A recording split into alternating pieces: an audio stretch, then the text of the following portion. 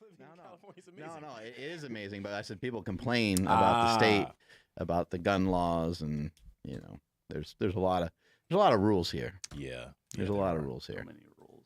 And people complain about our governor and everything, but it doesn't matter how bad this area could be or get, or you could think it is, because you can't beat the weather. You can't. You don't have to shovel snow here. No, and it does get hot here in Sacramento. An excuse to take off your shirt. But it's also not Arizona, That's true. I mean, true. It gets very hot in Sacramento, but Yeah. I mean, we could drive a little bit one way or the other and get away from some of the heat. Mm-hmm. Yeah. It's great. Whenever I hear anybody like from another state or something, like, oh man, it's it's so much better here, or not better, but they're just like, wow, in whatever state, it's like, man, people are just a little bit nicer. Like people are a little bit more chill. You can get a big old property house or whatever. I'm like, cool. Like, Go ahead. Like, yeah, I'm but you staying live here. in fucking Lubbock, Texas. It usually is Texas, and There like ain't shit there, bro. I mean, Except for Kaler Woolham, that's all. that's it. Yeah. Which is something, Kaler Woolham and no mask mandates, Right. and businesses get to operate at 100%. That's fucking dope. It is dope. I always tell my wife, if we Texas is end a up cool anywhere, it's state. going to be Texas. Are they still snowed in over there? Are they still No, snow? no. I think It was things like got better, yeah. yeah. Good. My brother was just down there, and he was loving it. Austin, Texas is a beautiful place, Yeah. but it gets hot there too. It gets really I hot. mean, you humid, end up getting crushed by that humidity.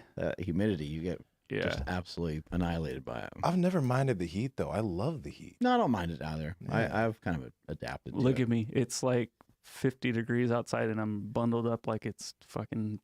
Yeah. I love how people. I hate cold. I love how people in like colder areas just like think we're such pussies. Oh yeah. It's like, I mean, you lived in Poughkeepsie, Yeah. so like you probably do you think that over the time of living here that you've just been pussified because like you're like, oh, it's cold, but Well, you grow up with like different clothes. You have a whole different like wardrobe, and you don't really bust out your stuff for like the cold until it's like really cold. You like go out to the bus stop one day, it's like 35 degrees and it's windy. You're like, okay, that's a good sign. Like you need to get out all your winter shit and start making some changes. But shit over here when it gets to 60, I'm like, ooh. yeah, normally I was always in like just shorts. Like I never really cared. I was like, it's totally fine. I remember that. Or as a kid, I'd even like go to school without it. My mom would be like, "Where's your jacket?" She was always mad. But like, you have to carry around some giant ass jacket, and you're like, I don't want to carry this thing around. Or you wear your hoodie for a while, then you start sweating your ass off. It's hard to figure out what the hell to do with it. And I'd always lose stuff. Yeah, when we went to Ohio, and it was you and Jesse Burdick just had the AC blasting the whole time in the van. I don't think I've ever been that cold, even like cryotherapy, like because you're just in a van. That's awesome. A big van with the AC blasting for like, in Ohio, it's not like let's go for a 15-minute drive from here to there. No, it's like, fuck, we're going to be in this car for like 4 hours of just AC just going, and I'm just like shivering. Andrew's joints are getting all stiffened up. And everything. Exactly. It's like on Terminator when he like freezes him, the bad guy, and then he like breaks his leg as he's trying to walk. Oh no, I don't remember this. Dude. Oh, that's a great scene. Yeah. When his whole body starts to break down. Yeah. That freezes. That was me trying to get out as we got to the Football Hall of Fame. Terminator 2 is so revolutionary. Dude, it's still a great movie. I gotta. Oh yeah, we went to the Hall of Fame, the Pro Football Hall of Fame. That was amazing. That was so cool. I missed out. I Lots saw of pictures. Lots of red and gold in there. Yeah, blew my mind. Yeah. Very cool. I think the cold builds more resilient people. Mm-hmm. Like you look at Russians. Oh yeah. Oh yeah. No, yeah. You look at fucking Germans. Is it cold in Germany? Probably. I think it gets cold there. Yeah. I think it gets cold there. Yeah. Let me just think about the biology of it. When it's warm and it's hot, like you just want to like sit and everything's just hanging. Even just naturally everything just hangs a little lower and it's cold. And hot. And when it's cold, you just gotta. Everything just comes up and things hanging lower. Yes, I'm for that. When it's warmer, yeah. Let's make it warmer. Turn up the heat, Andrew. Don't tell me. Whatever makes it look bigger, right? I mean, I've been trying to yank on it and punch it for a long time. That are we still talking about the same thing or no? Yes. Yeah, no, we absolutely are. You know what I was thinking this morning, and we don't need to talk about it on this episode, but I don't feel like there's ever been a Power Project episode where we talked about advice for intercourse. Potentially. I think that's a big part of health. I mean, Carl Lenore, what is it? Sex, sunlight, and whatever, something? Oh. Like sleep. I think. One day we should have somebody on that's an expert there. An intercourse. We shouldn't have intercourse on the podcast. Oh. But I was getting all revved That'll up. definitely get a shadow banned on YouTube. That will. But I mean, even Dr. Stuart McGill, he was just like, Exactly. he made a guide for the greatest positions so you don't break your back. You can blow your shit out. Yeah, exactly, right? That's so cool. I think it's such an important part of life. Not today, but one day. There's a lot to go it. over, and getting in the butt can be difficult. So we can go. There's a lot of tips. That's probably for the master class. Yeah. That'll be in our email. We should have a newsletter for that. Newsletter, Yeah. Exclusively for that. Coconut. We'll have to bring some. I'm done. We'll have to bring some guests on the show, and we'll figure it out from there. From different professions. So the hot dog thing. That hey yo. Yeah. This is horrible. I hate situations in life when you can't act like an adult. Like I fucking hate it. Like you just keep laughing. So, I had issues with my sleep, and I had to get fitted for a mouthpiece, right? Mm-hmm. Well, they do like a 3D rendering of your face, and they get images of your teeth from all these different angles, right? Yeah. Well, they're sticking this like phallic symbol, right down my throat. For some of it, it was fine. It was like up against my teeth. It was up against my cheeks. My mouth was closed, and I wasn't even like thinking about what's coming next. So like, open up, like opening up my mouth and like stuffing this thing. And so I just kept laughing. Yeah. And it's Dr. Gould, and he's like, I know. He goes, listen. He's like, we're gonna make it through this, we're gonna make it. But all I was thinking is like you guys watching, going, "Hey yo!" all the time. Nsima fucking filming, the entire time. I mean, who wouldn't? I don't think even when I get so much older, I'll never be able to become mature enough where that doesn't make me laugh. Right? Right? It's terrible. Like poop's gonna make me laugh for the rest of my life. Mm-hmm. Right. Same thing with anything phallic. I'm gonna chuckle. Mm-hmm. I'm not an adult. Sorry. Everything's kind of a penis, Everything. Even these mics. Yeah. These big black mics. They turn. Yeah. Can I get a hey now? Hey now. And I'm so comfortable right up next to him. Right. We're just like Yeah. speaking into it every day. Yeah, I loved on Superbad when he's like, "Do you know what which foods are shaped like dicks?" He's like, "The best kinds." That's great. That seems too much. Oh man. Yeah. No. Poop? You think poop's funny? I'm so. Oh God. Got The poop picture you story. sent me. Maybe do we want to bring up? No, we No. don't want to bring up the image. Okay. Maybe not. It was a lot of shit. So I was doing a fast. We'll start off with that. Yep. And I was trying to figure out how to ease my way from the fast to eating. And I did like what I was instructed to do. Like, I did what I was supposed to do. I had like some bone broth and eased my way out of it, sort of. Mm-hmm. But I was pretty hungry. So I just kept eating, so I had like, I don't know, I had like 3 meals within, they weren't like huge meals, but I had 3 meals within like a 3-hour time span. Yeah. And anyway, for the next couple days, I was just on the toilet quite a bit. So it was a 1-to-1 ratio. Every time I ate, I took a shit. Yep. And I'm supposed to take a shit and send it to Gabrielle Lyon because I got a lot of blood work done recently, and I'm just trying to look into like my health overall. I'm trying to figure out stuff with my sleep, and Gabrielle suggested it, so I'm like, sure, I'll do whatever the doctor orders, Mm-hmm. So I'm like, well, I don't want to send her any of these poops because they're not full poops yet. They're like just, they're just they're from fasting poops. Mm-hmm. Mm-hmm. They're quick and You they're want to send her an impressive. yeah they're a little. If I'm gonna send this to Gabrielle. Yeah, exactly. They're a little bit liquidy, I'm like, I want to send her like a manly shit. And so I waited a couple days, and then it's like Monday morning or something, and now my stomach is fine, like everything's going normal. But when you get like this poop kit, anybody who's ever had to do this, it's the most absurd, most archaic thing ever. You get like this little container that's about the size of this Mind Bullet capsule thing, and then you get a spoon, and it comes in this like cold pack thing. When you're like, I like this. What's the spoon for? The fuck am I doing? Like, what's going on with this thing? I certainly can't shit into this tiny little container. Like, that's not gonna work very good. And then Gabrielle's like, well, you could put like saran wrap on like the toilet bowl, you know, and then you can kind of like poop onto that, you know, because it didn't like. Great idea. There's no invention. There's no like basket. There's no thing to catch it or anything. I'm like, what the, you know. So anyway, I shit on this saran wrap that's covering my toilet. And I was like, wow, I'm like, I think that was like, you know, quite the dump. You know, I turn around and I just started laughing hysterically. Can you just give the people a hand size, please? Like, I mean, it looked like a 2-pound steak. It was like it looked like a cow patty. It was like this big. God dang, man. And because it was like just so grotesque and stuff, I was like, oh my God, I'm like, I just need to get through this. And I was like, I have to take a picture. Yeah, you do. I'm like, I absolutely have to take a picture. And so I took a picture of it, and luckily Nsima got to check it out. Yeah, you sent it to me, and you filtered it too. You made it look all like, you know, a little bit nice and stuff. I like it. Yeah, you got to get the right lighting and everything. It was impressive. But man, it was a pile of shit. It looked like a cow patty. You ever seen like when cows take a shit? It's like a big mountain. It's a big stacked up mountain.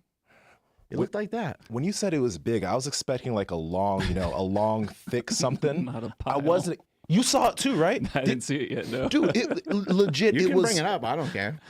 Can you email it to me?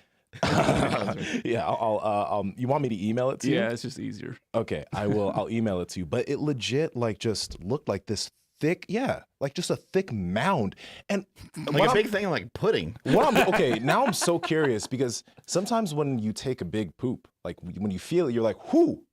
Hefty, but that one, it wasn't like it wasn't like this. It was like this. So how did that come out of you? Like, did you just expand? I don't. Yeah. Like, did you? I don't know. I think my butthole dilated, and opened up. Man, I don't know. It was crazy. Oh man, that's amazing. That's awesome. I mean, I think it was coming out with some sort of shape, but I think because it got caught by the saran wrap, that it kind of piled on top of itself. Yeah. Andrew, I'll also email it to you. It was disgusting. Like I had to spoon it out. Yeah, I'm curious. I mean, not curious. So I don't really care, but if you spoon out like butter, like in your cooking or something, what do? You just flick it off with your finger and you lick the butter, right? This is shit, though. You can't do stuff like that.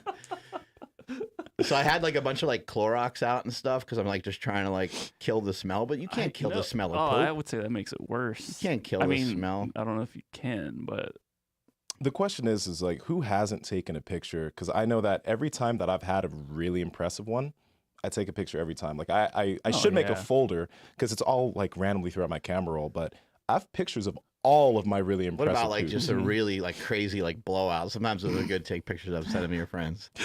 Where you just like you splattered the whole like you're not even sure how you did it. I do that. The whole back of the toilet is splattered. Quite You're like, often. I don't know what the fuck happened. I'll send Stephanie a picture of like the top, like the lid, but like very, very high up, and I'm like, I don't know how my poop can defy gravity, but like I'm aiming downwards. I'm not like need like forensic science on that shit.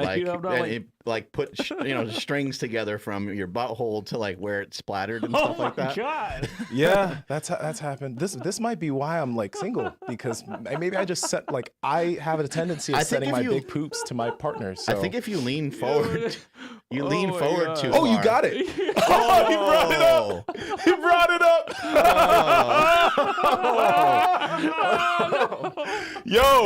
Yo, Mark, again, show them how big that is with your hands. Yeah, probably like yay. Yo, like a 2-pound steak. How did that come out of your butt, bro? Like, how did you push that out? I don't get it. And the saran wrap. Nothing beats the saran wrap. Dude, that is a great commercial for whatever brand saran wrap that is. Yeah, Glad or whatever. That is hanging in there. Yep. Oh my gosh. If any of you guys are disgusted, just think of it like a nougat. It's just like a chocolate nougat. And it's not as disgusting. It's all That looks that kind of looks like a human, like just like I'm just saying, like when you look at it, it's just like there's two legs. It's like so a much shit. That's something you would see in San Francisco. Just a big old human Yeah. turd on the side of the street. You're Yeah. like, oh.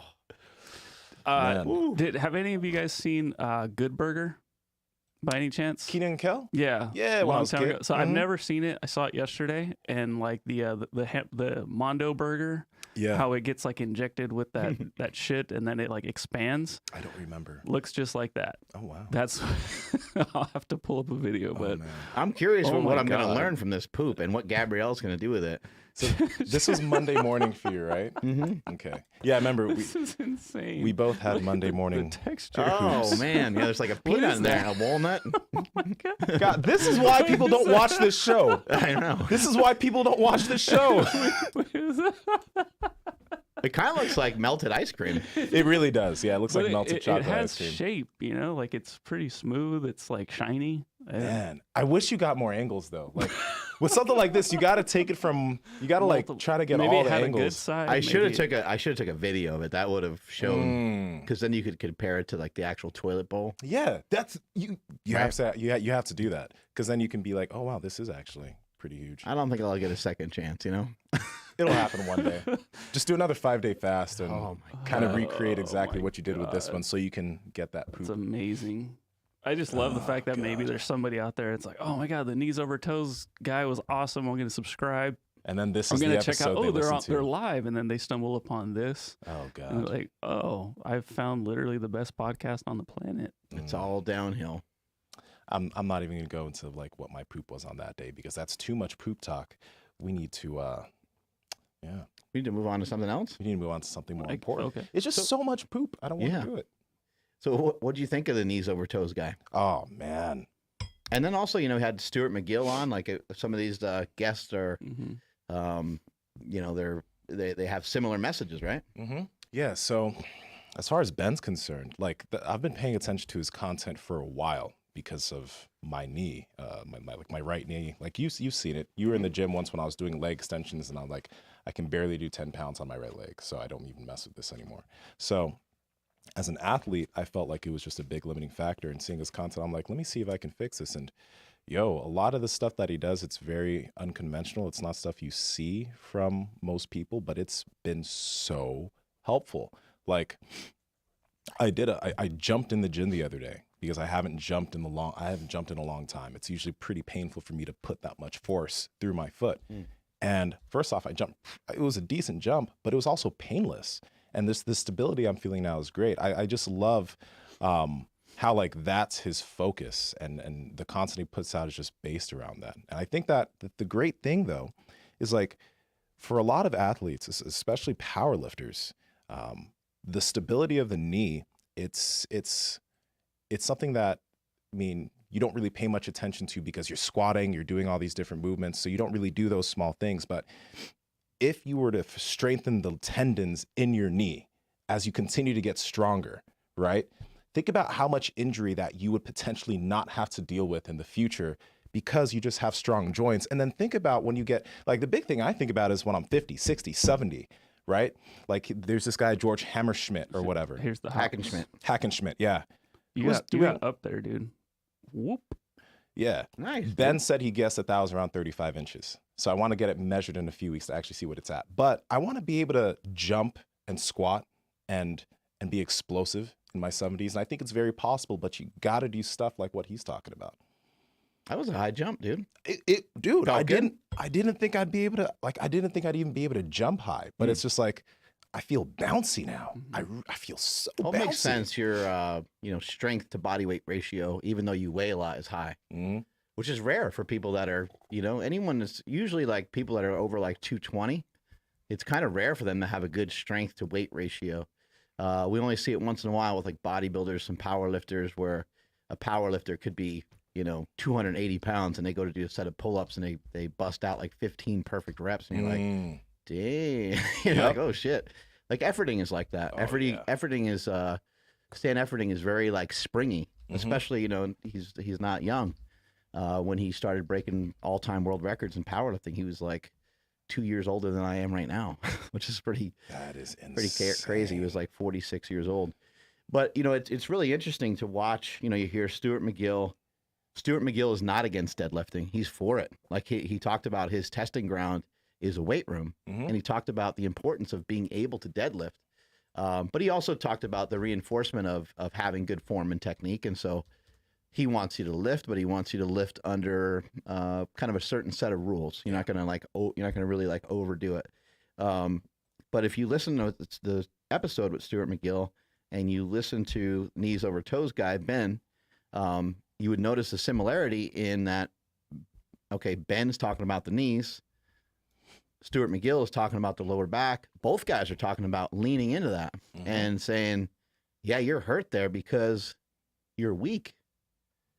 Both guys did mention mobility. They both mentioned flexibility. They did mention that they feel that mobility movements and stretching can be useful. And so that should be something that you should look into too, because a lot of times that can be a real detrimental thing.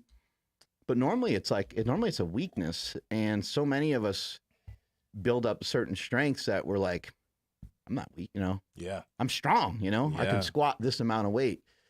But if you go back to, something that was said by Greg Glassman, the guy who started the CrossFit movement, he said, show me someone that can squat 600 pounds and I'll show you somebody that's going to struggle to run a mile. Show me someone that can run a 5 or 6 minute mile. And I'm going to show you someone that's going to get crushed under a 600. There are people that exist that can do both.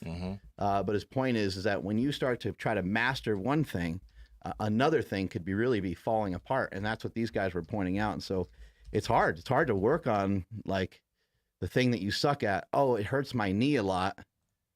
Imagine if you just got advice from some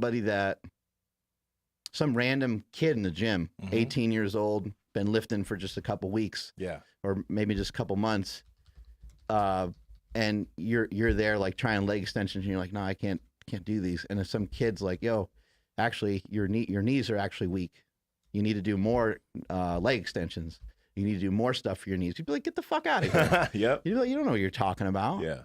But what makes it so useful coming from these guys, I mean, Stuart McGill's been studying it for 5,000 years, so obviously he knows exactly what he's doing. But that was just like subtle shade saying he's old. yeah, exactly. Well, he's got that beautiful gray, curly Q mustache going on over there. We'll have to have him on the show again too. We have to. But Ben is someone who is like almost paralyzed by it, at least from a mental standpoint. It sounded like, without having some great parents, it sounds like he would have been long gone. Sound like he would have never recovered from it. Sounds like he would have just been like, yeah, my knees hurt. Who knows what would have happened to him? He's in great shape. He's strong. I would imagine that he'd be depressed. He'd probably be obese. He'd probably just be, floundering around and not have much of a life purpose. But look at the guy now. We couldn't shut the guy up. He was here for like 10 hours. He talked the whole time and he shot like 11 videos for us. It was unbelievable. If there's an example of what good parenting can do, I mean, Ben's a great example because like all the stuff he mentioned about his mom and like how she's analyzing his business, and the same thing with his dad. Like he had support. Like as a 5'11", 6-foot white guy, I want to be in the NBA, and your parents like, go for it, buddy.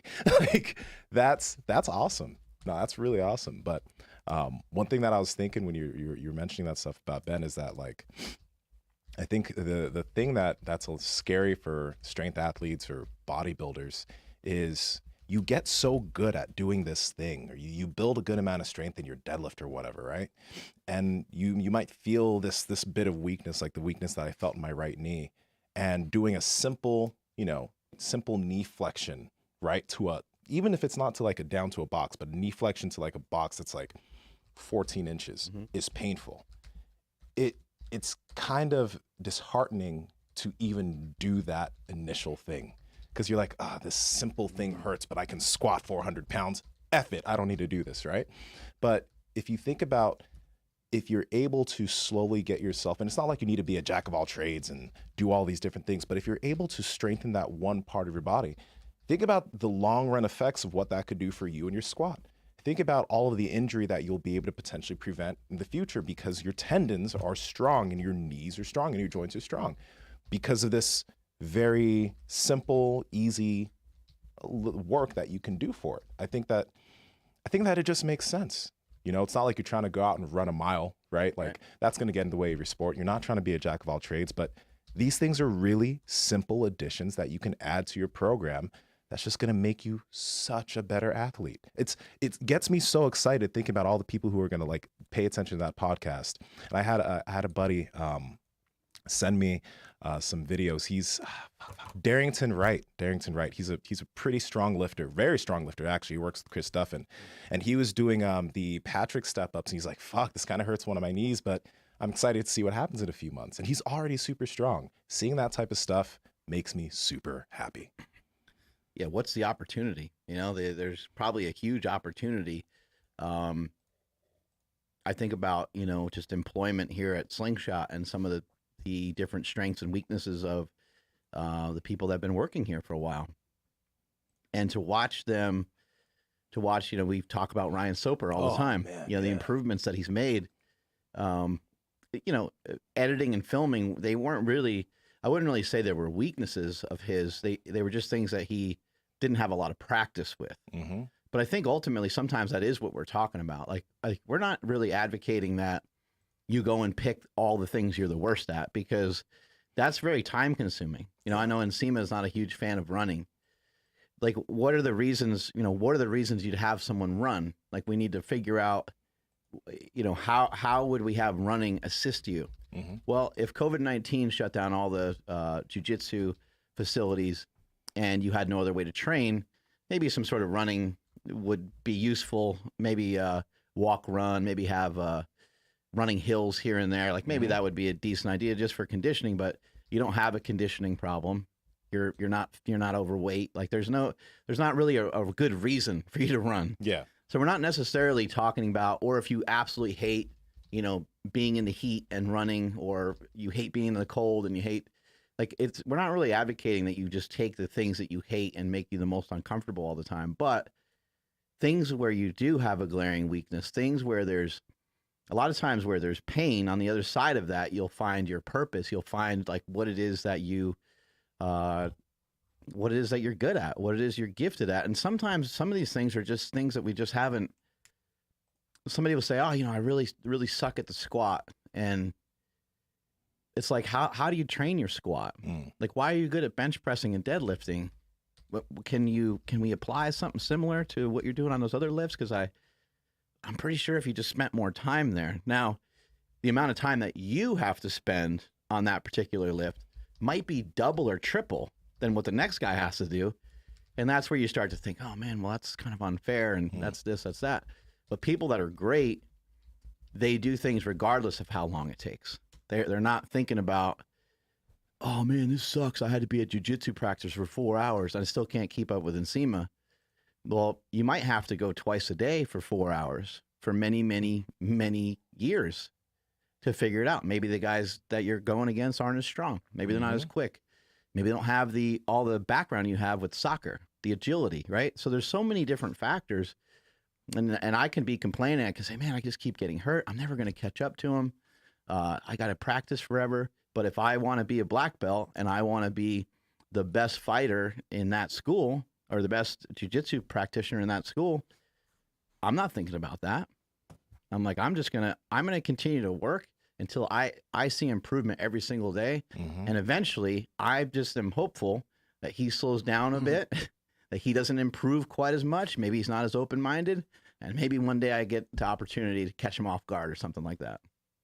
But this, dude, what you're mentioning there is, so let me mention on the jiu-jitsu side of things.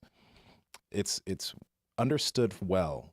Jiu-jitsu athletes know that if I strength train, or a majority of them know at this point from seeing guys compete, that if I strength train, it's going to help me to be better on the mats. But the big thing that I think strength training does is it helps you prevent injury. It gets you stronger. So when you get in all these weird positions, you're less likely to fuck something up in your shoulder or your elbow or whatever, right? But there's still, like, I still know so many people who, because they're not adept in the gym, or because they haven't lifted, you know, much in the past, they're still very scared of going and training. I don't know if, well, yeah, I do think I should use the word scared, because it's something different and something new. And that's the same thing on the lifting side. I think that a lot of, like, you know, power lifters, because they're they don't do cardio much, or they don't know how it's going to affect them. They're scared of doing a little bit of conditioning, even though at this point we know that some conditioning is going to help you as far as like your recovery as a lifter. Adding that in, it's uncomfortable. You're not the greatest at it. You're not even probably good at it. Will help you as a lifter, but they still stay away from it because it's not something they're good at. I think in those cases, it is necessary to lean into something that you kind of suck at, because even getting, as a jiu-jitsu athlete, even getting kind of strong, even getting just a little bit strong, be able to squat 140, 135 pounds, that's going to absolutely benefit you. But you got to do that thing that you have no experience in and that you really suck at. You just kind of have to do it. If you look at Ben, without training, without weight training, and his basketball background, he would probably be kind of a skinny nerd. He'd kind of be like a skinny dork, right? Mm-hmm. Maybe he wouldn't even have enough confidence in himself to speak the way that he does, to come onto this podcast and do a lot of the things that he does. But because he lifts, and because he was able to pick his shirt up and be like, hey, He's fucking shredded. like I fit in with you guys, like check this out, he's completely shredded. Those things, they all help. They make you feel more substantial, and maybe somebody is not really eager to listen to him at first, but then maybe they see a video and they're like, oh, like shit, he's got like a 6-pack, and that at least tells you like he's participating in the game. He's participating, and he's doing really well with it. And then if you were to see him squat and you were to see him to move, you might not think he's the strongest person you've ever seen, but you recognize that it takes a crazy amount of strength to be able to do some of these things. Also, he can ball. Oh, like, yeah. I don't know. Insane, yeah. There's YouTube videos of him like playing basketball with somebody. That man can wreck people. Like, he was saying he beats NBA guys often. And I'm not surprised. When you see the shit he does, he could fucking ball. It's scary. It's scary. Yeah, he can dribble, all kinds of stuff. But it's very obvious that he spent a lot of time doing these things. He thinks about these things a lot. And his weakness, maybe as a kid, was maybe he was kind of scrawny. Maybe he was kind of overly like mobile. And maybe some of these things are things that led to some of these weaknesses where he wasn't strong in these positions because his body would just kind of move around like a flamingo or a baby giraffe, right? He was kind of just, fall into these positions and just didn't have a lot of didn't have a lot of strength. But he worked on areas where he's weak, and he spent a lot of time there. And that, I mean, for myself, with building business, and like I still, the slingshot is a unique thing. I don't know if I'll ever have another idea that's quite like that, because of like where it took me from to where I am now, sort of thing. Like, so that amount of growth is a lot.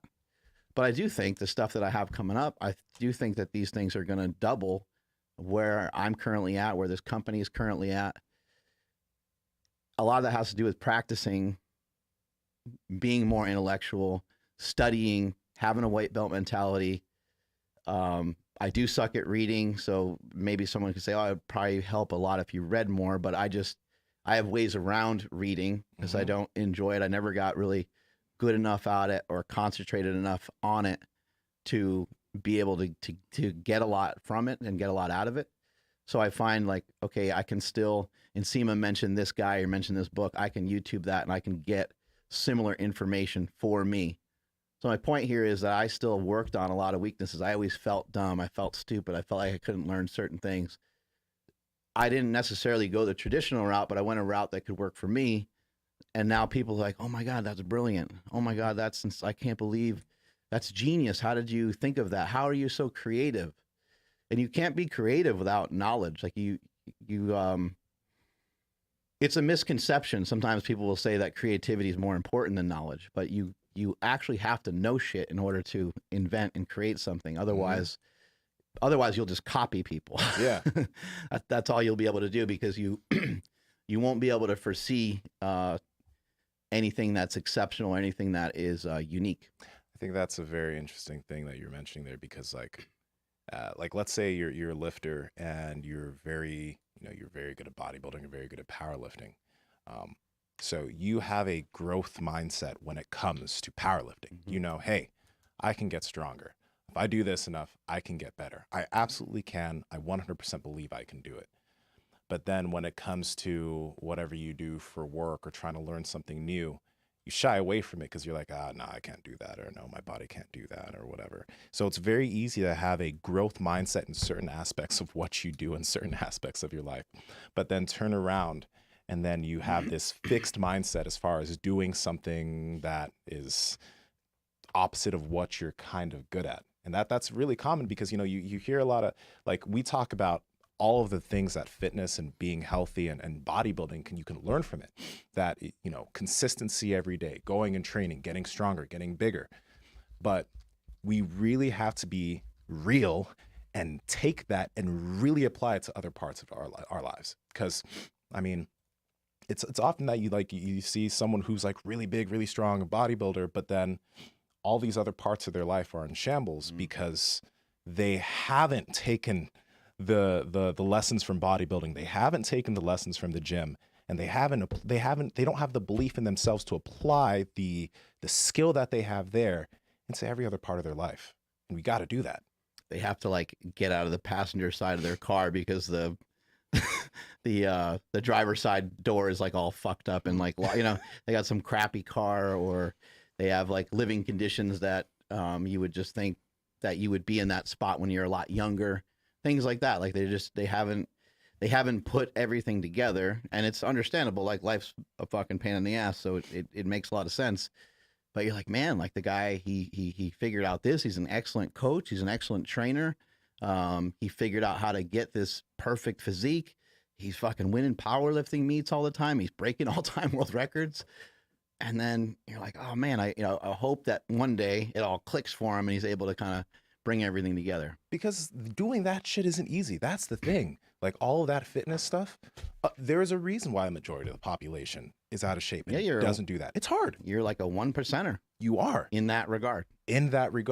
Now, can we take that, what you're doing there, and can you take all the lessons and can you just use it for something else? Can you have that growth mindset with all these other things? I think that, like, I was thinking about this yesterday. You don't have to be great at the other things, but just knowing that you could be a little bit better. Yes, and believing that you can be a little bit better. Because I think that a lot of people don't actually believe that they can be better in these realms, or they don't think that they can learn these things because it's too hard or too complex or it'll take too long, right? And then also, like, if you are terrible at whatever it is, you can make improvement pretty quickly.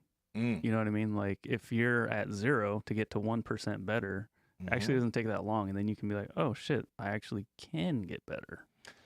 You know what I think? Like, yes, you can get better. And this reminds me of a conversation I was having with a friend the other day. And she was mentioning how, like, all through childhood, like, she would always be told how smart she was, right? And she would always be told about how she could pick things up so quickly. But when she became an adult, it got hard for her to do new things, because if she wasn't immediately good at it, or if she didn't have it click for her, she'd be like, God dang it, I probably shouldn't be doing this. I don't have this innate talent. I'm not already good. I can't do it. And now it's like she lives in this, currently she's like in this consistent fear of doing these things, because she doesn't have this innate talent that everyone from ever since she was a kid, she was told she had. She was told she was smart. She was told, like, you're talented and all of this. But now when you're trying to do something new, you don't have, you don't click. You don't have an innate talent. You're not good at it. Right? That's another place you don't want to be. I feel like for us that have been in fitness culture, I've been doing sports since I was a kid. Right? So maybe there is some talent that lies there since I've been doing it for so long. But now, let's say I want to pick up something else and learn something else that's totally opposite. I cannot take that, whatever, like the talent or whatever, and I can't let that stop me from going towards this because I don't have an innate talent or skill or gift for it. There's a lot of people that believe they're smarter than they actually are. And there's people on the other side of that as well. So, like, Elon Musk, he would admit that he's smart. He would admit that he's sharp. But he would also admit that there's so much shit that he doesn't know, because that's how fucking smart he is. That's how much stuff that he knows. He knows that he doesn't know. He knows there's a lot of information out there that he doesn't know. And so he might speak in a way where he's way more humble than some, college kid that's talking about the same subject. And you're like, how can that be? I think it's called like the Dunning-Kruger effect or something like that, if I remember reading about it and hearing about it in the past. But a lot of people, when they feel like they're smarter than they really are, they have a tendency to rest and to not create and to not question and to not, dig deeper into how they can get better, because they already are the best. They're already really good at what they do. And you hear people say stuff like this sometimes. Like you'll hear them flat out say, and I think it's good to have confidence, but you'll sometimes hear someone say, "Oh, I'm really good," and you're like, that was interesting. Like they are pretty good at that, but like I know some other people too that are probably quite a bit better, and I've never heard them speak that way before. Like I've never heard Nsima say, "I'm really good at jiu-jitsu." Like, bro, like my jiu-jitsu is fucking sick. You know what I mean? Like, and even if you won worlds or something, like it would be less likely that you would say that rather than more likely. Yeah. If you're like white belt and you pulled off a couple good moves at practice, then that's when you might hear it from somebody, right? Somebody thinking that they're better because maybe they picked it up a little quicker than the next guy. Yeah. And like, man, these other white belts in the class, they suck. I'm trashing all of them, But in the grand scheme of things, it's like, man, you just got started. Like you don't know anything about what's going on here. I think there's like, when you get to a certain point or a certain age, you start to lose confidence to do or learn new things. It's like 25, 26. If you don't know enough about something, you're like, then there's no reason for me to even try, right? That's why it's like, I think that instead of thinking about that, you should think about how much time you actually have to learn that thing. Like, let's say you're really interested in philosophy, like really just deep philosophy, and you're 26 years old, right? And you know that, you watch videos and you see these freaking 18-year-olds and 20-year-olds talking deep about all this stuff. And you're like, shoot, they're so young. They already know this much. There's no reason for me to take that up, right? But you have, statistically, like 40 more years to learn about that thing. Think about where you could be 3 years from now or 2 years from now if you just do a little bit every day. Same thing with your fitness. I think that when people get at a certain point, they're like, God, I see these 20-year-olds or 18-year-olds that are in such great shape. They can do all these crazy things. Why should I pick this up now? Like, it's too late for me. But it really isn't, because you have the rest of your life to pick this shit up. You got if you're 25 years old and you're out of shape, if you spend 10 years lifting or 5 years lifting or even freaking 3 years lifting, you could be in pretty amazing shape by the time you're 28. And everyone's going to be like, oh, that dude's probably, or that woman's been doing this since she was a kid. I legit know people like that, right? So instead of thinking about how late you are in the game, think about how much time you have to put into the game. Yeah, and then also like think about like whatever it is that you like. I always bring back everything to video games as much as I can because I'm a fan. But your favorite video games were the ones that were pretty hard. Like that were a challenge. And I know for me personally, like when I was a kid, like I would see a challenge, I'd just be like, I'm going to go this way instead. I did take the easy route, which I didn't. But yeah, thinking about it, like, video games, like whenever you put in a cheat code and you beat the game, that was cool. And it's not fun anymore. But, so just as an example with this, in 3 years, you could be a different person. It's not going to be the easiest thing, but it's not impossible. And you can get started right now and, make huge progress.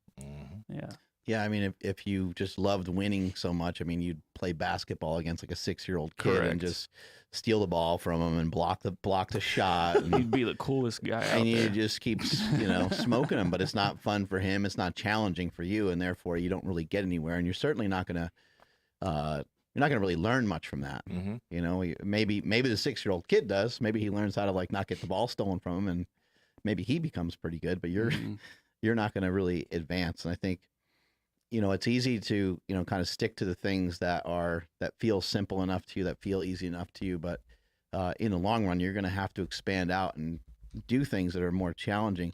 To your point about the, amount of time that it takes. I mean, we get taught this right away when you start lifting. It's embarrassing how long the whole process takes. It's embarrassing how naive we are in the beginning. You're like, I've been working out for 3 weeks, man. I haven't noticed anything. And when you're a kid, like you might notice like, soreness, and you might notice because you can get gains pretty quick. You might, if your intent is to gain weight, in a 3-week process, you could have gained like 3 or 4 pounds. Like shit happens, really, really fast. It wouldn't be muscle, obviously, but your gains, your newbie gains, come really quickly. But to think that you're going to have like a body transformation in a month or 2 months or 3 months, it's going to take a long time, and you're going to need to know what you're doing.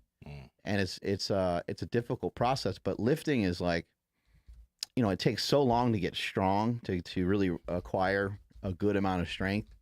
It takes a long time to build muscle mass to the point where it transforms your body into where it is like compounded interest for your body. Like it's something that you've worked towards for a long time, and now it's paying off big time every day. Because if you wanted some wiggle room with your diet, you could have it. You could now have 2,500 calories as opposed to before where you can only have about 2,000 calories. You have more muscle mass on you, but the whole story of it is not really very attractive. You have to work out 4 days a week. Each training session needs to be probably about 30 to 45 minutes on the low end. You need to challenge yourself. You need to have weights be heavier. You need to do, you need to mix things up a bit. And then even with all that, your eating has to be on point and things like that. Even with all these things said, there's still no guarantee that you're really going to look that different. And there's certainly no guarantee that you're going to look anything like somebody who's genetically predisposed to gaining some muscle mass. That other person's still going to be way further ahead. You might have to spend 5 years to look the way someone else, it might only took them 2 years. Absolutely. Discouraging. It really can be, but that's where you can't get caught up in the comparison trap. Like, it doesn't matter if I've been interested in electric cars or like that type of concept since I was a kid. Doesn't mean I'm going to be as smart as Elon Musk, right? So you like, if we can't, I think that's the thing. Like we're more, we tend to try to compare ourselves physically more to like people rather than, we don't compare ourselves mentally to other individuals. Like we'll try to take on something and we'll try to learn about it, but we're not saying, hey, there are all these brilliant people here and there's no way I'm going to be as smart as them, so I can't do it. But when you look at lifting, that's a big discourager for some people. They're like, I'm not going to look like Mark. I'm not going to look like this guy. So why try? Or why should I even put in that effort? I think when it comes to the intellectual side, I think that we don't really think about genetics.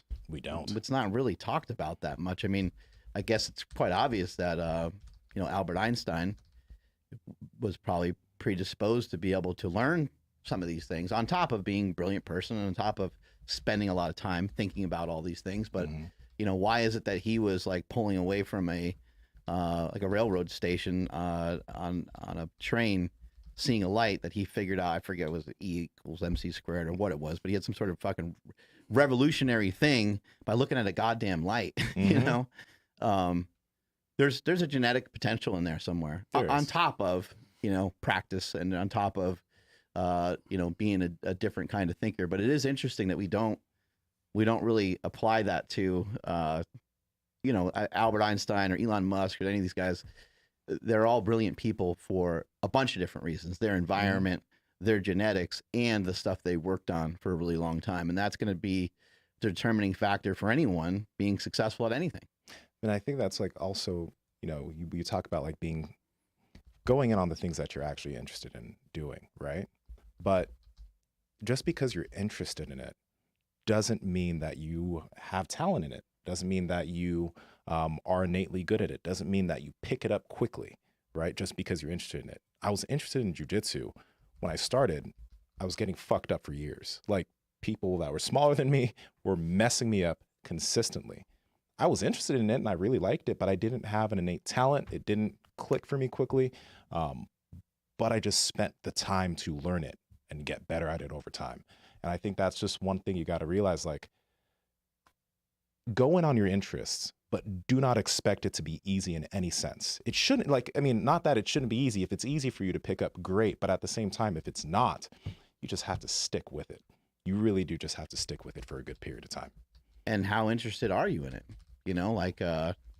My level of commitment to powerlifting was high, My interest level was really high, but I didn't do everything I could to be better. I didn't try to figure out my sleep. I ignored it. I thought like, well, I'll just be a warrior and I'll just, it won't bother me. And I never really knew it to bother me, but could I have been better? Fuck yeah, I could have been way better.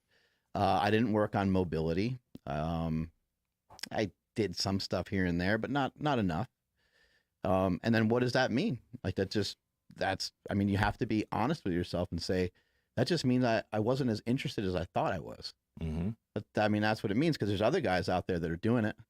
There's other people out there that are making sure that everything is Look, remember Matt Vincent when he was competing in Highland Games? Remember those videos he would post of him stretching and doing all this shit all the time? And he was like, oh, this is my warm up, and this is my 2-time Highland Games champion. Mm-hmm. You know, and then if we had him standing here right now with us and said, did you do everything? He would say no. I think he would say no. I think he would, well, because he didn't have his nutrition intact. Yeah. And he ended up with some injuries and things like that. And it's not really related to the nutrition, but I bet you that he would have some speculation on things that he could have done better, a little bit more precise, probably a little bit less, as all of us older people talk about, less taking less risks. But on the topic of Matt Vincent, he shared with me yesterday, he said, hey man, you know, thanks for all the inspiration. Thanks for, you know, being a good friend and so on. I was like, cool, man. What's going on? And he said he ran 5 miles the other day. What? He's like, I just ran 5, and he sent me a picture, and he's wearing the everyday sleeve. So of course he cheated. Yeah. So we need to discredit him because he wore the everyday sleeve. But how much torture has that guy been through with his knee? Mm-hmm. You know, how reconstructive knee surgery. He had many knee surgeries. But there's a guy who's not afraid to work on his weaknesses. What was the worst thing for his knee? Running. I just told you he ran 5 miles. I think he said he ran 5 miles in an hour, which sounds pretty quick to me. Mm-hmm. I would have took me 4 months to be able to run that far. But you know, it's interesting the things that can happen in your mind when you go against the grain and you go against all this stuff that you had a negative interpretation of. Running, I ain't gonna run. Running's stupid. You know, it's a really interesting thing. What could happen? What if you're like George St. Pierre, and like one of the things you hate the worst in the world is fighting. Fucking hates fighting. Mm-hmm. And he just, as a kid, he was like, I can't avoid it. You know, people are gonna pick on me, and like I'm a mess. I'm too skinny. Becomes one of the greatest fighters of all time. You know, so who knows what's on the other side of stuff for you if you can figure out a way to embrace your fears. You know, how can you recognize them and embrace them at least just a bit, you know, or your weaknesses. Sometimes they coincide. You know what you're saying with GSP, like for a lot of people that would have been a created barrier for themselves. I'm too small, I'm not big enough. Okay, there's no reason for me to even try fighting. And it made me think of what Ben was saying, knees over toes guy. What Ben was saying, by the way, he's very knowledgeable. He tries to pay attention to the best coaches. He got himself in front of Charles Poliquin. He works with a lot of different people, right, to try and increase what he knows. But what did he say about research? He's like, because a lot of the stuff he's doing right now has not been proven by studies. Mm-hmm. Like, there's just no studies backing a lot of things that he's doing. He's very clear about that. He doesn't really care, right? And I say this not because I think studies are useless. I think studies are great. But there are so many people that rely on that. They're like, oh, this study says this, and this study says this about doing this. I'm not going to give that a shot. This study says this about this, so it's not gonna, you know, it's that can't work because of this study. I think a lot of people use those as barriers because maybe they don't want to do something that's a little bit uncomfortable, or maybe they don't want to do something that's a little bit against the grain because a study says that this is gonna happen. Like, just fucking stop. Like I'm like, I think there's a YouTube video on this. I think it's called "Fuck Your Elbow." There you go.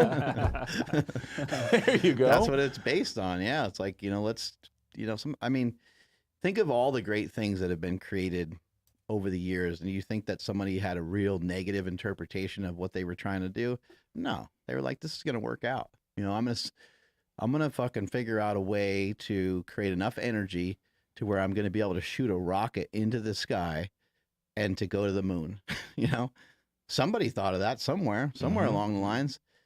And then everybody else thought about all the problems that there is with that. And someone's like, no, I got it. Like, we're going to fucking figure this out, you know?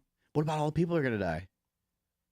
That's probably going to happen, but we will get someone on the fucking moon. You know, we're going to figure this out. You think about like Henry Ford with like the assembly line. Like, did he need a study? Did he need someone to be like, well, you know, what's going to happen if someone's going to lose a finger? You know, you got, you know, one guy here and one guy there, and okay, you know, yeah, we'll lose some fingers, but we're going to be able to make cars go from being $2,000 a piece to being $500 a piece, and we're going to change the landscape of America forever. I mean, the invention of the car and people having access to vehicles that were 4 times cheaper than they were before. I mean, that's more important than sitting there waiting for a study, I think. Yeah. Right? Yeah. Take a shot with something. Just try it. That's why. Just be open-minded. Yeah. That's why, like, when, again, like, there's all this hate on stretching from certain people, but I give no fucks. Like, I know what my body's able to do now versus what my body was able to do in the past. And I'm just like, I don't give any fucks if you say that a study said that it decreases power production. I'm plenty fucking strong and I feel great. So just try, like, just try. If it doesn't work for you, great. But if certain things like that do, awesome. You figured something out and you went directly against what a study said. That's it. Usually the studies come like after, you know, the tried and true. You know, there's a bunch of. I saw a study at Fullerton when I went and saw Andy Galpin, and it was about a kettlebell.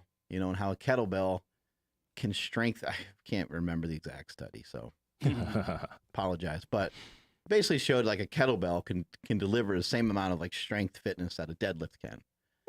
And it's like, yeah, you know, like, so a kettlebell, the biggest kettlebell like I've ever seen is the one we have in the gym, and it's 200 pounds. Yeah. You know, period. Like, end of story. The story's over. Like, it's not going to challenge your body the way a deadlift can, because a deadlift, I'm pretty sure I've seen people deadlift 1,100 pounds before.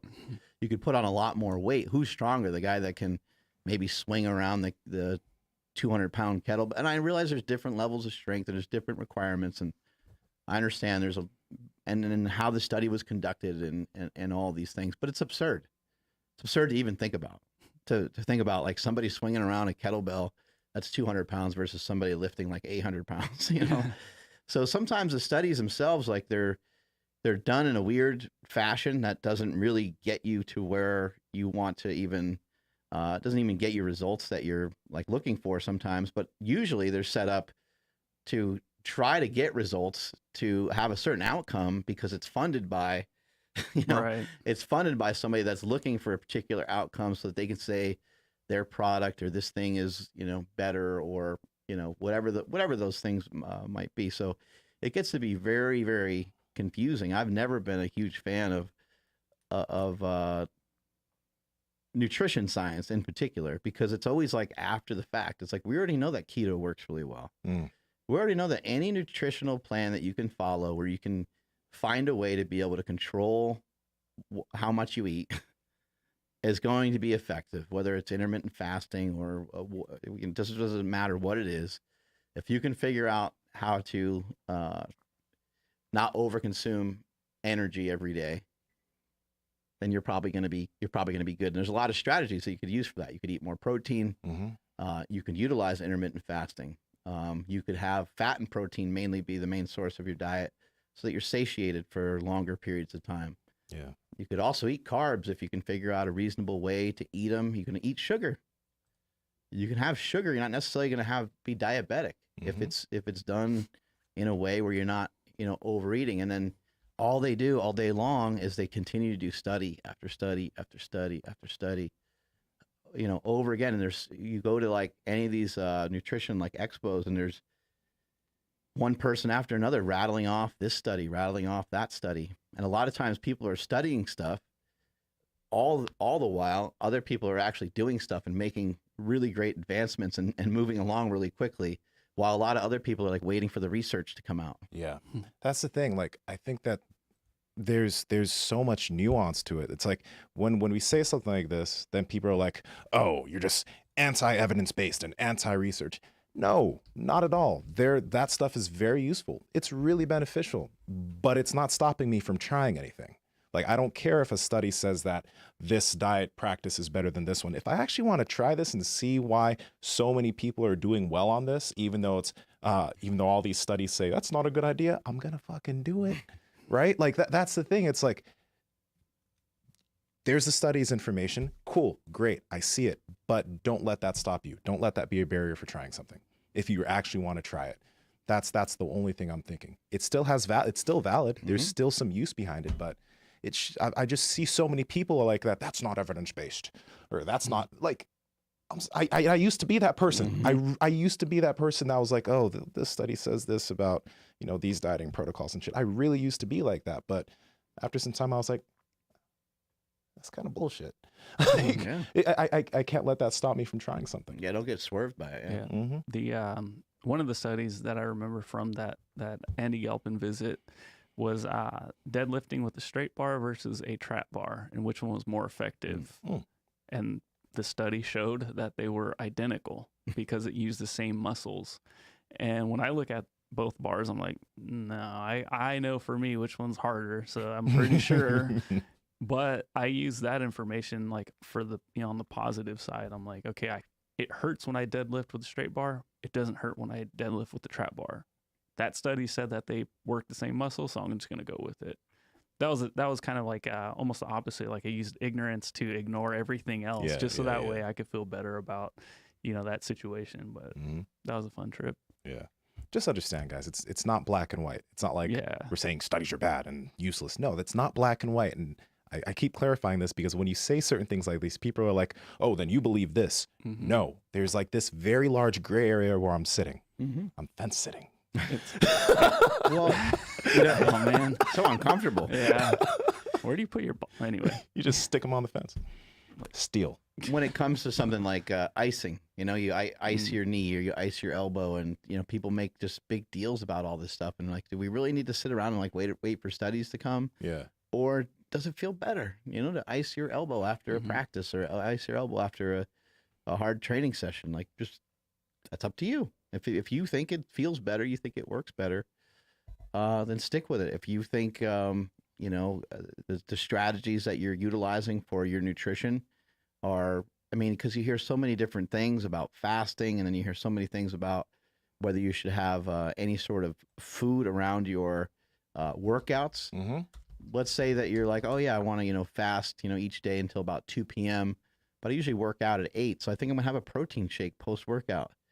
Don't go and sweat that. Like, don't make that a big, just have the protein shake post-workout. Doesn't make you feel any better. Are you able to still make progress? Are you able to still make improvements? Because progress is success. And so if we're trying to utilize a study to help us gain more knowledge so that we can be more successful in something, you may as well do what Nsima said and just not really concern yourself with it, not really slow yourself down with it. Do what you think is going to be best for you at the moment. And be honest with yourself if you think that's working. If you're just doing it because you don't want to be too uncomfortable or something, those are some different things. But guys like Jay Cutler and guys like Michael Phelps and guys like Michael Jordan and Tiger Woods, and they come to their own. They don't ask other people a lot of questions. They will. They'll speculate on things here and there, but they get most of their best answers from themselves, because they know that's where the true shit comes from. It's not necessarily coming from a study. Kobe Bryant staying, getting there before the game, staying there after the game. He's not waiting for like a study to come out about how to improve your free throws. He just knows if he does it a lot that he's going to be better at it. And I think one thing that like I was thinking about recently was because like lifting culture is still a very new phenomenon.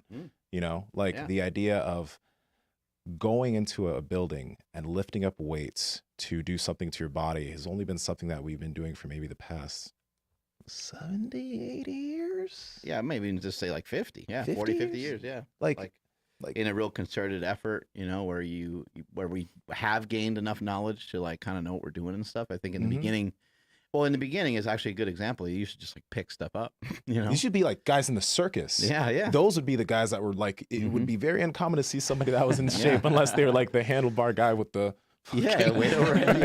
Yeah. Right. But the reason why I was mentioning that is because it's like, okay, so this is still a very new thing. We are still learning so many things about it right now. But on the other end of it, you have people right now that they take on certain diets and they feel better, or they do certain protocols. Like even people that are vegan, they're like, oh, I feel so much better and so much stronger. And even they're doing it great for a good amount of time, for a long time. But one thing that we haven't even tapped into, but we've kind of gotten some understanding of a little bit, is like the power of an individual's mind over what they do.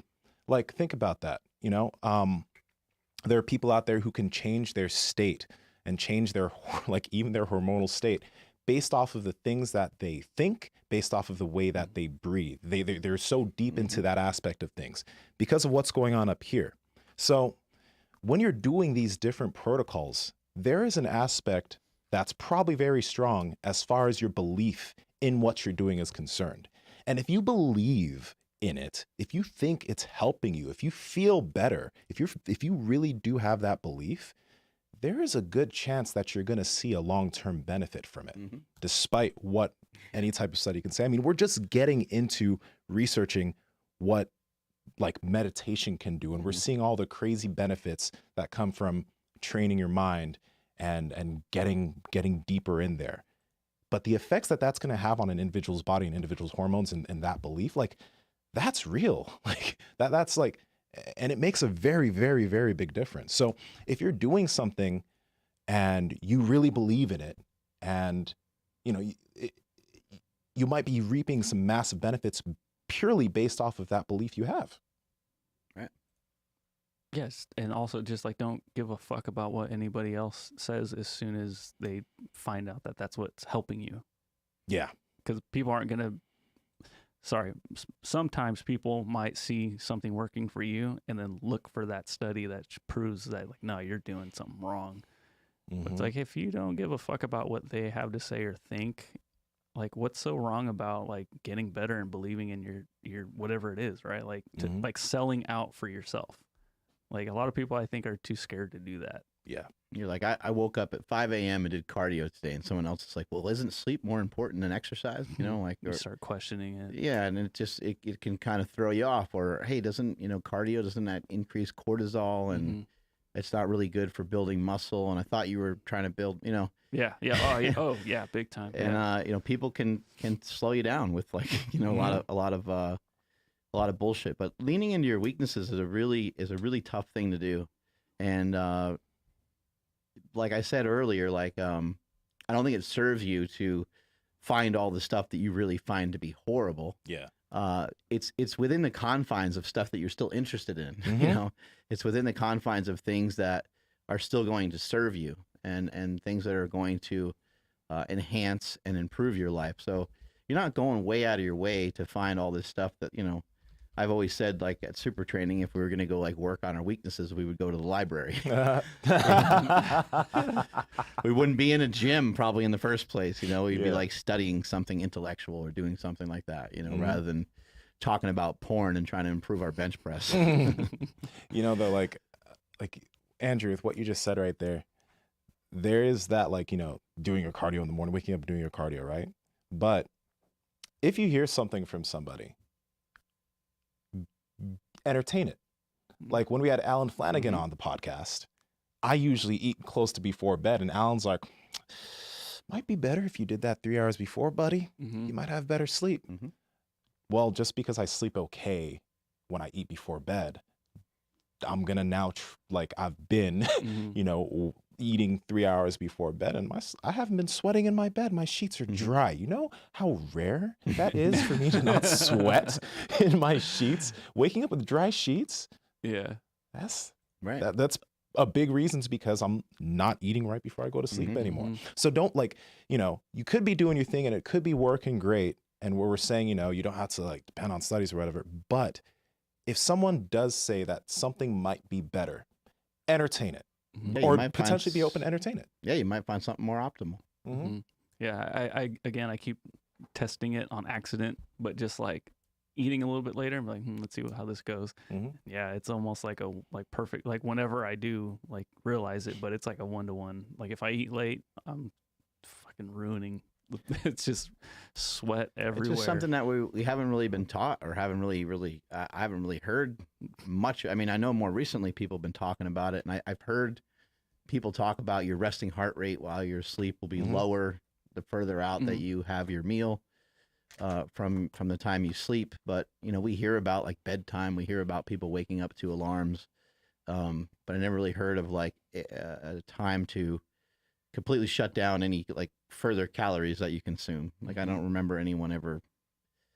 I mean, I remember my parents would kind of say like the kitchen's off limits kind of at certain hours, you know, Kitchen's closed. kitchen's closed type of deal. Yeah. No carbs after 5 p.m. That used to be that. Remember, that's a thing. Yeah. I have heard that before. Yeah. But you know, this idea of just like eating your dinner and having that be the end, that could help so many people. I think I think most people are sabotaging themselves after that point, and that's when they're reaching for potato chips or whatever other things are slowing them down, you know. Yeah. Alan Flanagan, that episode was great. It was so good that we totally missed the fact that he has like a bunch of research on how vegetable oils actually might not be bad. Yeah, Chris Bell was talking about that recently. Is it because he looked at, or maybe he saw somewhere else? But yeah, your brother was talking about that. And because me and him were talking before we had him on, and then it just totally escaped my mind during that conversation. And I was like, hey, Bor, who was it that we were? And he was like, you guys missed him. Yeah, we'll have him on again. Yeah, I know. So I was like, maybe I'll reach out and do like a short little interview for like the newsletter or something, talking about just that. That could be pretty cool. Kevin Bass talks a lot about stuff like that too. I don't know if you guys follow him at all, but he's Kevin like Bass. a little Lane Norton-esque. You know, he was just talking the other day about sleep trackers and how your sleep tracker, you know, if it shows that you had a bad night of sleep, you know, you might feel like shit about it. And I think he was showing some studies that showed some inaccuracy. Again, you know, be open-minded, but also, you know, safeguard yourself away from bullshit the best you can. If you have something that's working well for you, you may as well continue to do that thing, but also always be in search of, hey, I bet you that there's still a better way. Like this way is cool. This is working great, but there's probably other things I can do that could be more optimal that might even be better. Absolutely. You know, absolutely. Is it this guy? Yeah, he has an That's IG him, too. yeah. Okay. Yeah, he's cool. Like, I just saw his stuff right now. It's pretty dope. Follow him. Yeah, man. It's I think that's the thing that we gotta, you know, try and do. Like this is an example. I have a few friends that are vegan, right? And I've been like, I may think certain things about what they're doing, and if they ask me any questions, I might say, hey, I mean, you might want to try this, but I'm not gonna go shit on them for being vegan. I think that like we really gotta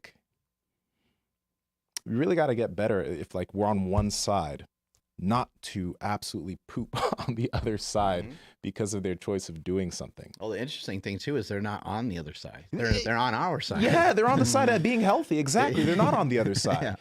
But yeah, like if you had a friend that's just like really, you know, just shitty with his nutrition all the time, it would make more sense to be frustrated with that person and be like, man, I can't believe you do that every day. Like I know I keep harping on it. I probably shouldn't care what you put in your body because it's up to you. But man, I hate seeing that. I wish you would make better changes. yeah. Meanwhile, we're yelling at someone who's eating kale. That's so funny. That's so true though. It's like they're not on the other My side. chicken breast is way better than your kale. Trust me. My Piedmontese steak is way better than your kale. Bruh. Well, The Piedmontese steak actually is better than the kale, though. I mean, That's true. I mean, I can't dispute that. We had some Piedmontese last night. My brother came over and we used the Pit Boss. Nice. And we smoked it. Oh, And it was just, we had some Piedmontese fillets. Fucking unreal. Why didn't you call me?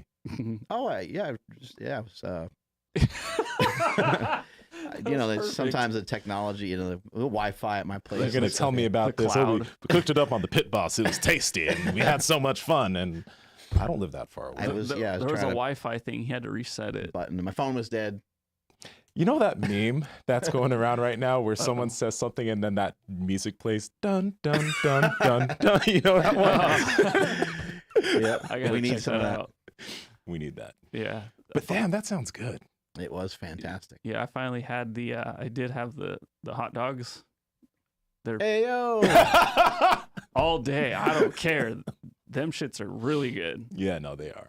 You know, the fact that it's just like beef. You know, you don't have to worry Those about hot what's in dogs it. are really fucking good. Yeah. By the way, I recently finally got the filet mignon from them, Mm. and I didn't realize how good their filet is. Oh, yeah. The Like I filet's wasn't expecting. insane. Wasn't expecting it to be so like just, you know, Mhm. like just Very tender. very, Very tender. tender. Like, it's so good. It's really good. And then there's I'm not sure. I think it's the Dynasty cut fillet, but it only has like half a gram of fat per serving. It doesn't make any sense. But like even just out the air fryer, Mm-hmm. pulling that thing out, and it's like it's still tender. It tastes so damn good. Yeah. Pulling it out, it's tender. Yes, every time, and juicy, All right, Daddy. Yep. Tenderized. tenderized. Yeah, we've been having. that was gonna sound even better, but Let's hear it. No. I was just, anyways, we've been having Piedmontese. I was gonna say we've been having good meat every night. Anyway, Piedmontese every night, and it's been awesome. Yeah. You know, Stuart McGill was like, you can't do cardio anymore. He said that was actually like killing my back. Mm-hmm. I didn't even consider that, but after a crazy consultation with him, so I haven't been able to do cardio. So all I've been doing is just like eating Piedmontese, and I've been staying, fairly lean. So I'm pretty stoked about that. Right. Yeah, just since I can't up my cardio, I'm just upping my diet, Yeah. and my choices, and thankfully with Piedmontese, it's just like it's too easy now. You can eat steak without worrying about crazy excess calories. Yeah, Mm-hmm. yeah, and then of course using that Pit Boss, that Mm. smoker, it's really hard to mess things up in that thing, Yeah. but put that with Piedmontese together and it's like gold. It's so choice. good. Yeah. But yeah, while we're at it, if you guys want, to test out some of this amazing Piedmontese beef, you can head over to Piedmontese.com. That's PIEDMONTESE.com. At checkout, enter promo code Power Project for 25% off your order. And if your order is $99 or more, you get free 2-day shipping. Awesome. Yeah. Yeah. And yeah, we know kale isn't as good as that. That's right. Kale's bullshit. I've been digging a lot of spinach lately. Is that bad? Get the fuck out of the room. Damn it. No, Yeah. take your headphones off. Turn your mic off and leave. Spinach. Yeah. Bro. Wow. This podcast Like- really went down. Like not even like cooking, like how you can like cook it with eggs or something and it Mhm. disappears. Like not just raw. Yeah. Raw. I have a challenge for all you carnivores and Chewy. ketos and, whatever. Go find your vegan friend and give him a hug and say, I love you. I love you, my vegan friend. We're in this together. I don't think I Go have do any it. vegan friends. Okay, then go make some. Oh, Just that's- go there you downtown go. Sacramento. They're all over the place. Yeah. Yeah. Just go to Sprouts. You'll see a bunch That's of them. true. Sprouts is a cool place. But yeah, I like that Sprouts. it's like there's no reason to, and that's why when I see content from individuals, I'm just like, do you have to do that? I mean, I get it. Like there is, I guess, you can build a strong following by making it an us versus them thing, but it really shouldn't be. It really shouldn't be. It shouldn't be. Just to kind of take this thing home, when you are working on your weaknesses, just got to keep in mind, like, it's going to take time, and you can't avoid it. You can't, there's not a lot of good ways to get better at a pull-up than to actually just figure out ways of working with a pull-up. A lat pull down, a seated row, they're all good exercises. Maybe strengthening your arms could help. Obviously, weight loss could help with any body weight exercise. But the obstacle is the way, right? That which you can't, you must. Things that you feel like you can't do. You know, even when Matt Vincent told me he ran 5 miles, I was like, I can't do. And I was like, oh, I could practice that. I could figure that out, but it'd be difficult. You know, start to try to change some of the dialogue that you have in your head, and you know, learn some reinterpretation of the things that you hear, and try not to attach negative feelings to facts. Instead, replace it with something that's neutral or positive, because it's all choice. You know, you have a choice, and I think a lot of times that's why we choose not to do certain things, is because we have put it in a category of negativity. We're like, I can't diet, so I've always struggled with it. You know, my family members make fun of me when I even try it because I suck at it. And I'm just going to always kind of stay this way. And so then you already said that stuff about yourself, and you put a period at the end of it rather than having a question mark. You know, keep in mind, if you finish a sentence with a question mark, now your mind is still open to experimenting. Now your mind is still open, and you're like, yeah, I could work on that, and I could get better at it. But when you say I suck at that, and when you kind of put a period at the end, it's a statement. That statement kind of lives inside you, and it makes it very difficult to experiment with new stuff. Like, you just won't even want to, because you feel shitty about it. So it's understandable. There's weaknesses that I have that we could sit here and write down we'll have a couple of pages of weaknesses. There's a lot of things I could work on, but I choose not to, because I myself have fallen into this trap. Yeah. Like, we're all guilty. We all have these things, and we're just gonna keep I'm gonna work on that some other time. I'm gonna work on that some other time, and you never get to it, you know. So keep an open mind, and try to be a little nicer to yourself.